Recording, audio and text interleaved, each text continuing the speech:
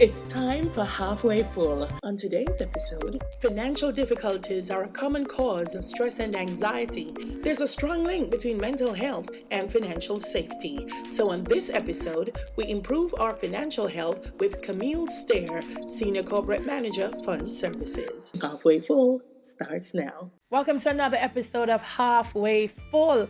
You know, they say most people encounter personal issues and even experience turmoil, all because they allowed their money to take over their decisions.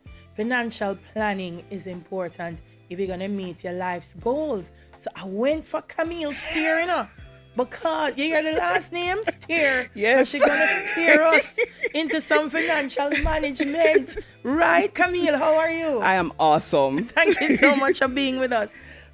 Why? So first of all, why is it important to be able to manage your finances? So off the bat, the first thing is a peace of mind.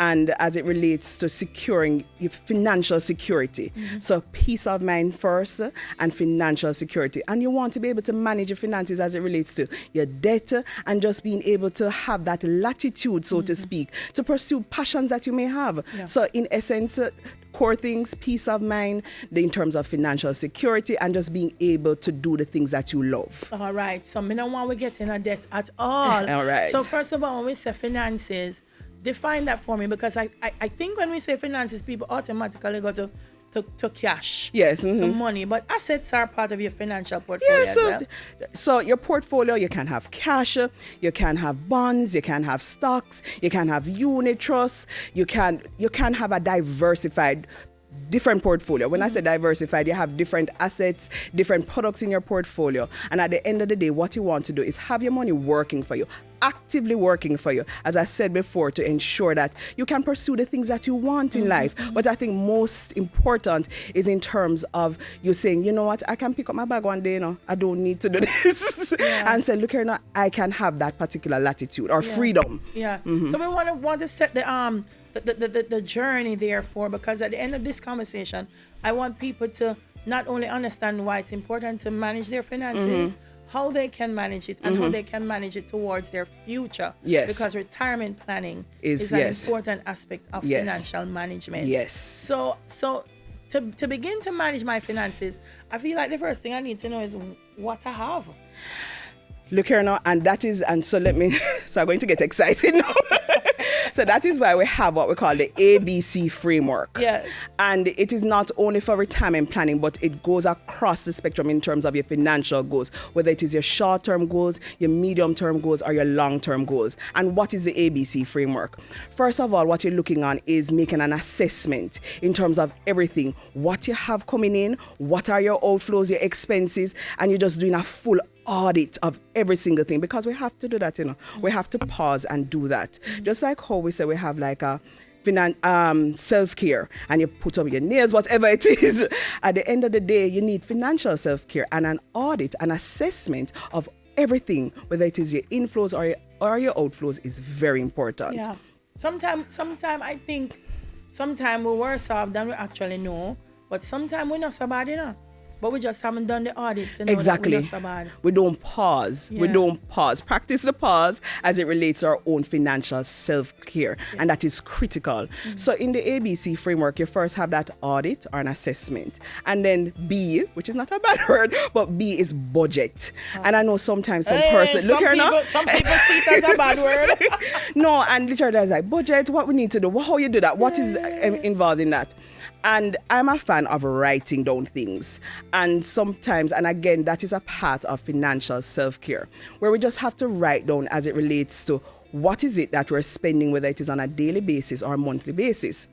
Because when you're doing a budget, you're going to be saying, this is how much I think I should be spending. This is how much I've actually spent. So you said, no, but what is happening here? Do I need to cut back on something as simple as your grocery bill? No, you may go to any supermarket, and say, yes, you just run in and get it. But when you compare the prices between different supermarkets, you recognize there may be a $200, $300 differential. You need to pause and say, no. Hello, Miss Sammy used to get one supermarket bill, come here. And my sister was visiting, and she said, we shall go over the wholesale. And I say, the wholesale? me don't know if you're going to get nothing different. You see, when she come back with the bill, I'm going to say, hold on. Is that serious? I said, this you pay for it over the wholesale? And sometimes just based on convenience, I would say, no, it don't matter. Yeah. And it matters. And only if you're doing one, an assessment, which is A. Yeah. B, you're doing a budget and you're saying, this is it in terms of my grocery bill, my light bill, whatever it is. You're saying, oh, but this is where I can save money if I go wholesale. I can save money if I go to a supermarket. So you want to have the practical tools. And that is one of the ways in which you can manage your finances in terms of putting in place a budget. But you have to do it because sometimes you do a lot of presentations. They say, yes, do a budget. But persons are not motivated to do the budget. And why do you think that is? Me too. Me not gonna tell you lie. Like I know I'm supposed to do it, Camille, but me think I don't know. We must see figures averse. Like if we know we have to go like write down the figures, no. We think, like you start get anxiety. Like you just say, you know what, me just know you're not in the mood to do this. You're not in the mood to do this. And I think persons, they just don't want to do it and they just don't have the tools. And I could say, yes, you can go on Google and download a budget, budget sheet, but the thing about it, for you to reach the place to do a budget, you have to know why. You have to have a why. That's it. And I think when you have a why, you know exactly what is motivating you to get on track with your finances. It's literally saying whether it is you want to make sure that your work optional, whether or not you're just tired of the 9 to 5, whatever it is. You don't want to be in debt. Yes, or you don't want to be in debt. Yeah. You have to have a why that anchors you and it will motivate you to go and say, okay, all right, I may not have it in Excel. I can just put it in Samsung Notes on my phone, whatever it is. But let me just keep a running track of some of my expenses so I can get a sense as to what it is I'm really spending. Yeah. A budget is eye-opening, Look here now. Eye-opening because if you don't put it down on paper, you have it in your head, but and you're just running. Yeah. And you recognize that it will hold you back from achieving a lot of your goals. Your long-term goals, whether it is your retirement goals, your short-term, medium-term goals. And again, you have to do it. It is not a if, but or maybe. It is important in terms of your own financial well-being. And again, it is what is going to, that's why I tell persons, you have to do a reflection. You do have reflection for different things in your life, but that financial reflection will motivate you to say, look here now, I need to put this structure in place. It's a mindset. It's a mindset. I'm listening to you and that's my takeaway. It's a mindset. I was doing some work for TVJ and we were interviewing people downtown and I saw a full set living room. And when the man tell me the cost for the thing, I'm going to say, you're joking, right? And him say, no, that's the cost of it. And I say, boy, it's inexpensive, but I don't like how it look. I'm a boy, but then when I budget it out, that's what I'm tell the budget, I don't like it, but it work. When I budget it out, I'm say, but if I go to the fabric store and buy the fabric I like, and the same man will make it re-wrap it, because I love the design, it's still not going to cost me what it would have cost me if I did buy it at X place. I'm just go buy simple savings, just one shot like that. Savings, 50%. I save 50%. When I done wrap it and everything and bring it to my house, and my sister say, sis, where you get money from? I'm going to say, may I ever tell you how much I pay for this thing? And it was just the mindset. Because normally you'd look on it and say, I don't like it. I don't like it. Let me go buy what I like. I would have spent twice. And you spend twice, 3 times if you're not careful. Yeah, and then I sit down here and I tell you, I can't pay for it. No, and then you put yourself in debt sometimes trying to get that thing. Or, and what you want to do, you have to have that deep self-reflection, introspection as it relates to what it is you want for your own financial well-being. Where do you see yourself?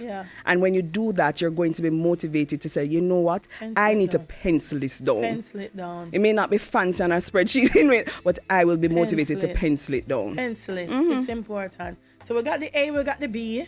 And the C is consistency. Okay. I always tell persons that it is not necessarily how much you make, but it's how you manage it and the consistency of it. And I always say you unlock a superpower, and I continue to say that, because when you're consistent, whether it is 1,000, 5,000, 10,000, it will get you to that goal. But a lot of us, whether it is for health sometimes, whether it is going to gym, whether it is our financial well-being, whatever it is, we start off strong, or when the new year, everybody's starting off strong, and then you just kind of peter out. But you have to be consistent, because that is the only way for you to achieve your goals. And sometimes consistent, because when I look at even how sometimes online you go on and then you access some of the apps, and you got access the app maybe for 3 months, but you pay a whole year subscription. And every month that money is coming off your credit card, because them tell you, say, if you buy 1 year, and you just see going click. Yeah. If you buy 3 months, it's this. But if you buy 1 year, and you say, what? 1 year I go save my money, but you don't use it for a year. No. You don't use it for a I year. have not 1 or 2. Yeah, I can understand in terms of subscriptions, in terms of even when somebody, I was speaking to somebody the other day about budgeting, and they're like, so what I can do? So one of the things is looking on some of the subscriptions. Do I really need to have these? Correct. Should I cancel them? And I also said, as it relates to what we call no spend days. So you have 30 days in a month, whatever it is. And you say out of the 30 days, there are 10 days or 15 days are not spending. When I step out of this house, no money. Right. So you're not going to stop at a gas station to buy a biscuit, nothing at all. No spend days. So you have to put some level of structure in place to achieve your goals. So it's not just writing it down, but what are the mechanisms that you are putting in place to get you there? Not just comes up. No. Not just comes up. I like it. I like that ABC. So all right, I've worked out my ABCs. I have now acquired my finances. Them look good. But how do I manage them to make sure that I don't lose them or I don't misuse them? So how do I maintain them? And not just maintain them, help them to grow. So this is now where you go. You have in place, you do the ABC framework, you recognize that this is the amount of money that you can save. Then you're going to be looking on what are the type of investments. So you're looking possibly to diversify your portfolio. How does that look? Maybe that looks like in terms of you're going to get some unit trusts. Some unit trusts some may have real estate exposure, some may have bond exposure, whatever it is. But in the unit trust, you can say, let me start off first with unit trust, because at the end of the day, this is possibly like the first layer in terms of investments and my money working for me. And then now you may graduate and say, you know what, let me have, get some stocks. But you need to have the information. You don't just run out. You don't just see it trending on Twitter. Sometimes you need to do the work behind it. You need to ask the questions, whether it is from a licensed financial advisor, to get the kind of know-how as, is this the type of stock I want in my portfolio? What is the type of stock? Is this for my retirement? Or is it just that, just a quick turnover? What is it that I want? What is the type of stock that I want? So you have to have that guidance. And nothing beats you going for the information yourself, looking online, but again, try to get that sit-down conversation with a financial expert that can give you that knowledge and that, the basic understanding. So they say, yes, this is what I'm working towards. This is what I should put in your portfolio. And they tell you this is where it should go. Yes. That's extremely important, because when we look at in Jamaica, there's a recent study that was looking at depression, and some of the main things that kept coming up was finances. People are in a financial position right now that they're not so happy with. And they feel like maybe they can't come out of it. Maybe they've been in it for too long. Yes. And I think part of financial management is not just managing what you have, but what you've spoken about so clearly is acquiring what you hope to acquire. That's part of financial management. And a lot of that too is with our retirees. Yes. And who about to retire. And when you look, you realize, say, full on panic. Say it is not sufficient. Year or 2 years when I'm to retire, may not have the monthly check you forget. So how do I? It's a heavy It is a serious and it's not thing. It's a heavy burden, and it is not unique to Jamaica, the Caribbean, and the wider global community. And it. I always say the monthly thing kind of lull you into this. I'm getting this every month. I'm going to be okay. And then you look, and retirement is upon you, and you have nothing. And you don't know how you reach there so fast. because you would have had so many different competing priorities as it relates to your goals, whether it is your short-term goals, whether to get the house, the car, or send your children to school, or sometimes the children are still there even when you're retired at the end of the day and you're supporting them. Whatever the circumstance, and what we recognize and the data would show coming out of the Financial Services Commission that the coverage in Jamaica is low. Yeah. And that is one because, you have a lot of financial institutions talking about their different options, but persons are just not motivated sometimes about saying, let us go and plan for retirement. It not sound sexy enough, whatever it is. Yeah. But at the end of the day, it is very, very important because one, you need to be able at retirement or when you stop actively working.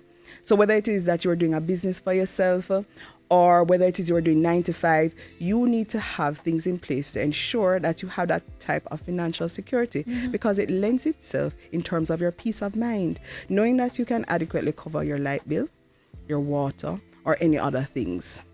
It's very important, but a lot of persons are just not contributing to an approved pension arrangement, and it is critical. It is very important. Let me tell you something, Camille. I have a friend and very consistent with her savings with respect to what she thought was needed, because she calculating inflation, she calculating what I normally spend now, and so this is what I need to spend when I retire. Yes. When she retired, inflation hit her so hard that if she said this is what she was going to pay for utilities, it didn't multiply by 3. And so she ended up having to try to find a job to after supplement retirement that, because her basic needs could not be met. And I know for her that didn't augur well for her mental well-being. I know. So I mean, everybody who's listening, I'm encouraging them because I feel like we don't talk about it enough when people look here now struggling in retirement. Them no want to say. Them no want to say to nobody say, hey, let me tell you, retirement rough for me, you know. So while you can, they don't want to say it. Do it now. There has to be a call to action, and if I could go on every mountain top, at the end of the day, we need to plan. And it means that you just have to take yourself some time, walk into a financial institution and say, what can be done? Well, tell me it may not be a perfect solution. So the first thing is that what you want to do, if you're a part of the workforce, you need to ensure that you're contributing to the National Insurance Scheme because that is one source of income.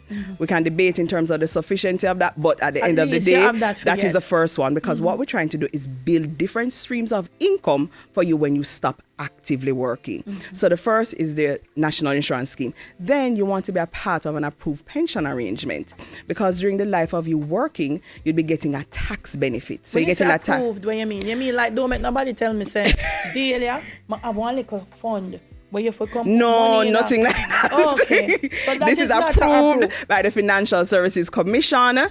I know why I say it, you know, Camille, because we have so many people who so crafty with finances these days. We know. It approved. Approved. Okay, all right. It is approved, and what a pension arrangement, whether it is a retirement scheme or a superannuation plan, and what you want to do is be a part of that because one, you're going to be getting the tax savings and your money is able to work faster for you, and that is going to be your second source of income. Okay. Then your third source can come from whether it is you have stocks, whether it is you have bonds, other investments, because that is going to help to buffer all the other sources of income that you may have coming in.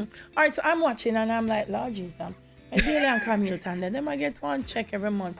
Them can afford to contribute to a retirement fund. Yes. Like what is the basic amount that I could have for putting a retirement fund? So the minimum is like 1% of your earnings for the year. Okay. 1%. Okay. So, and I say it's better you have $500 or $1,000 more than you have $0. It's better you have something more than nothing at all. And we battle it out in terms of whether or not it's adequate. But it's better you start with a little bit more than you don't start at all.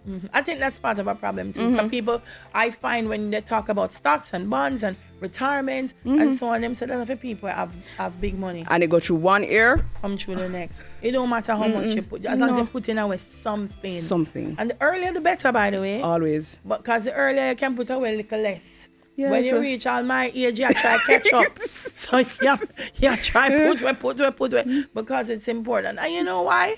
So many things can happen after you retire. You know, you have health issues, so many things. And it's important. Very important. So I go into an approved fund, and there are different types. And I put, yes. There are different types, and I suspect that there are different types of plans.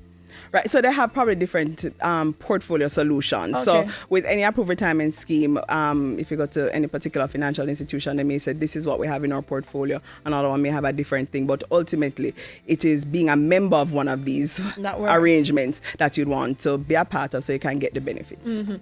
I want to know the benefits because, okay, I save my money. I retire now. Tell me, Camille, when I wake up retirement morning, I say, but I have no problem because I had a retirement plan. What are the benefits that I am expected at retirement? So when at retirement, what you'd expect to get 25% tax-free of whatever it is that you would have accumulated. Okay. So that is a lump sum that you get in your hand. And then the balance now, 75% we use to purchase your pension income or your salary, for want of a better word, that you're going to be getting that monthly amount for the remainder of your life. See, there, so every month I get something. Yes. Thank you, Jesus. Because it's not pretty. And again, I tell you, there are too many of us who have retired. Me, I say, us, me not retire yet. But meaning who are listening now and watching, and there's nothing. There's absolutely nothing. A lot of us. Nothing. Many Jamaicans. Yeah. What about the idea of, I want to say this in the best way possible. So, I work hard and I acquire one 7-bedroom house.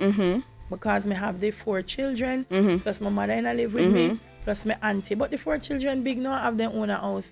My auntie them gone. But I'm a 7-bedroom house. When I'm growing up, do I need a 7-bedroom house? 2 things can happen there. Yes. You could say that is a part of a key thing, real estate. Yeah. You could rent out. Yeah. You could rent out. That is a source of income if you want to take on that. One, a couple of the rooms you don't know is based on the setup. Or you can downscale. Because sometimes we're married or wedded to this thing where we have to have this big house. And the older you get, if your children were there, you're living, you can downscale. You don't have to have that big. Yes, you don't have to. So there are 2 options that you can explore. Yeah, based on your circumstances. Listen, I feel like if I you alone and the Lord Jesus, you can't run up and down in the 7-bedroom. You know where you're gonna. If you can rent that. Yes. Get that sold. Buy yourself somewhere nice, comfy. You give yourself less real estate management worries, and you enjoy your retirement. Because that's really what it is. Enjoying your retirement. And we need to get that. There's something in terms of working, in terms of that grinding. Yes, you want to get these particular assets, but you want a life of ease. And that requires putting a strategies in place to get there. Yeah. So you can have that quality of life. And it is not just when you stop actively working, it should be throughout your working life. That should be the goal. You need to have your anchor. What is your why? What is motivating you to get there? And you've said it so well. The ABCs is important. The consistency. Can you give me like some tips in terms of consistency? Yeah. You set up a salary reduction. That is the first thing. So instead of you saying, yes, I'm going to take all the money for myself, you set it up. Look here, Camille didn't even blink. No. Mr. Camille, can you give me some tips? She said, consistency, salary reduction. Like me not trust her, no. That you going to say, yes, I'm going to put it. Because it has to go to the bank and stuff. Yeah, put it in. Yeah. Salary deduction is great. And don't bother try to change it. No. Yeah, fixed deposits are great too. Yes. Yeah. Because you know what? Yes, sometimes you say, I'm going to start this, And then every month you say, I go borrow a little bit off of that. Look here now, you keep on pulling, and that's it. Nothing left. Nothing. Yeah. And the battle is still on. You have not won it. You have to sign in with something that's going to keep you disciplined and true to what you're doing. Have to. The salary deduction is important. How about, I guess, finding people around you? I like to just say partner of a thing, which some of it I like, some of it I don't like. Where as a group, you kind of hit the nail on the head. To save and whatever. Almost an accountability partner. That's what I'm saying. Yes. Yeah. I find that it helps. Sometimes you feel like you're going on the journey alone, the financial journey. Yeah. And I find that, and the partner has that type of structure and support, because you know that you have to give the person the hand, whether it is a 5,000 or whatever it is. It's somebody that is holding you accountable to make sure that you give them in the money. Yeah. So even if you're not a part of a partner plan, what you can have is that you can just have 1 or 2 persons who hold you accountable. They say you're saving towards a house or saving towards a car car, and you talk to each other. Yeah. You get that support because it helps, it motivates you along the like journey. about that, Camille, I'm gonna tell you something. If you are in a group, and as we're talking about financial management, it doesn't be all the way to retirement, but whatever it is, if you are in a group of friends that all of you have made a commitment that you are going to save towards something, you are saved to a car, may I save to a house, yes, may I save to retirement, then when we go out together, we're going to look out for each other. Exactly. We're not going to be the ones where me I try to save my money. And you're flossing. Everybody else buy something, and them say, then that alone you buy, and you feel bad. So you all of we are watch what we are buying because we know so we are saved towards something. So I like that idea because you can be around people who them not have no oomph, no drive, nothing at all, them right? Want to save a dollar. Them say, YOLO, you only live once. Let us floss. You only live once, but it's a very long life for some people. Yeah. Agreed. So they must have floss, but you want people around you to tell you something. Exactly. Not gonna work. Hold the account, an accountability partner. Accountability is important. All right, so I like those. So the tips: get some accountability around you. Set up consistent things. Structures that will help you to be consistent. Yes. Do I constantly audit my finances? You have to. Just like how you go and whether it is you fix up it, whatever it is, you have to do that consistently. So whether or not you say every 3 months, you don't want to do it less than every 3 months because you need to be able to self-correct as quickly as possible. Yeah. So you want to be doing that consistently throughout the year. Yeah, and I would say stay away from get-rich-quick schemes. And that say it louder for the people in the back. Stay away from get-rich-quick. Like people tell you, say, if you invest $10,000 today, I will give you $100,000 next month. And that includes family members. Don't make the family member come tell you, say, I notice say, yeah, get a little money. Give me man, come I can turn it over for you. No, don't do it. No. Take your time. Take consistency. Take your time. Patience. Yes, patience and discipline. For not, it is hard. Yeah. It's not an easy thing. Yeah. It is very, very hard. But you see, when you get it, trust me, it will take you to the next level in terms of your financial well-being. Yeah. All right, my darling. So for those who are listening, I know she has this kind of excitement when she wants to help people manage their money, Camille. So how do they find you? Where do they find you? Because I know you're part of what you do every day. Camille_Steer@jmnb.com. That is correct. That's what it is. Or you can give her a call. I'll put the number up as well so that you guys know how to reach out to her. But do that because one of the things I want to get out of this program as we talk to people like you is that find the person that has the expertise who is willing to help you. There are people and guide you. Very important. There are people whose actual job is to help you. Mine. Yeah, them wake up every morning and them job is to help you. So when you're not asking for help, you know, or you say you're afraid for go ask help, them I get paid for help you. So get up. No, it's true. So get up, get the help, and put yourself in a position where finances don't bog you down. Thank you so much. Thank you so much for speaking with us today. This was fun. Who knew talking about finances could be fun, Thank you so much. Thank you very much, Camille. And thank you for tuning in. Again, as I always tell you, I hope you have your pen and paper. If you haven't written down anything, go back and find out what you said about the ABCs and see if you can apply them to your life. This was Halfway Full. Thank you for joining us.